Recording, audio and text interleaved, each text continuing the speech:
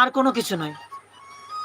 তা কি হয়েছে, একবার একটা শকুন, সেই শকুনের কয়েকটা বাচ্চা হয়েছিল, কিন্তু ওই শকুনের বাচ্চা মারা যেতে যেতে মাত্র একটা বাচ্চা কি জীবিত আছে। কয়টা বাচ্চা জীবিত আছে?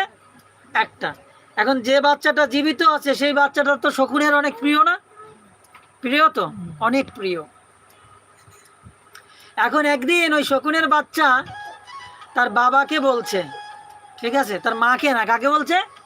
তার বাবাকে, যে বাবা, আমি একটু মানুষের মাংস খেতে চাই। কার মাংস? মানুষের মাংস খেতে চাই। এখন শকুন তো কোনো ব্যাপার না ওদের কাছে। এখন ওই বাবা শকুনটা কি করেছে, ওই বাচ্চাটাকে রেখে সে মাংস আনতে গিয়েছে, এবং সে কি করেছে, প্রথম এক টুকরো মাংস নিয়ে এসে তার কাছে দিয়েছে। এখন শকুনের বাচ্চা তো, শকুনের জাত, ঘিরান নিয়ে বলছে, বাবা এটা তো মানুষের মাংস নয়, এটা তো গরুর মাংস। এখন বাবা শকুর বুঝে ফেলেছে, তাই তো, আমি তো গরুর মাংসই এনেছি। মরা গরুর থেকে এক টুকরো মাংস এনে তার বাচ্চাটাকে দিয়েছে, কিন্তু বাচ্চা বুঝে ফেলেছে যে এটা মানুষের মাংস নয়। বলছে, বাবা এটা তো মানুষের মাংস নয়, আপনি সঙ্গে ছলনা করেছেন, আমি মানুষের মাংস ছাড়া খাবো না। পুনরায় আবার সে বাবা শকুনটা আবার মাংস আনার জন্য চলে গিয়েছে। এবার সে কি করেছে, আর এক টুকরো মাংস নিয়ে এসে তার বাচ্চাটাকে দিয়েছে। এখন তার বাচ্চাটা মুখে দেয়নি, মুখে দিবে, বলছে, বাবা এটা তো মানুষের মাংস, এটা তো শূকরের মাংস, আপনি আমাকে সাথে এইরূপ ভাবে কেন ছলনা করছেন? ভেবেছেন আমি বুঝবো না? এই জন্য বাবা আমি কিন্তু এই মাংস খাবো না, আর আমি যদি খাই শুধু আমি মানুষের মাংসই খাবো, অন্য কোনো মাংস আমি খাবো না। তাই আপনি কৃপা করে আমাকে মানুষের মাংস এনে দেন। এখন শকুনটা ভাবছে, কি করি, মানুষের মাংস কোথায় পাবো? এখন তো মানুষ খুব কমই মারা যায়, আর মারা গেলেও ওইভাবে তো ফেলে রাখে না, তা আমি মাংস কোথা থেকে আনবো?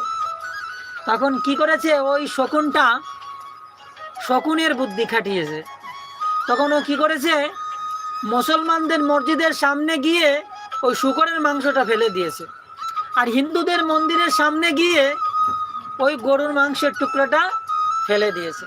এবার ওদের ভিতর বলছে, ওই মুসলমানেরা আমাদের মন্দিরের সামনে গরুর মাংস রেখে দিয়েছে, আর ওই মুসলিমরা বলছে ওই মালাউন, ওই হিন্দুরা আমাদের মসজিদের সামনে শূকরের মাংস রেখে দিয়েছে।